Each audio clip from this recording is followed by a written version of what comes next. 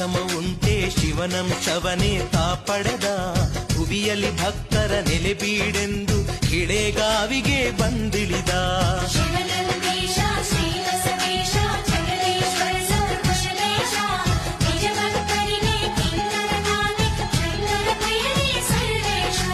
ಬಸವನ ಭಕ್ತಿಗೆ ಸರಿಸಮ ಉಂಟೆ ಶಿವನಂಶವನೇ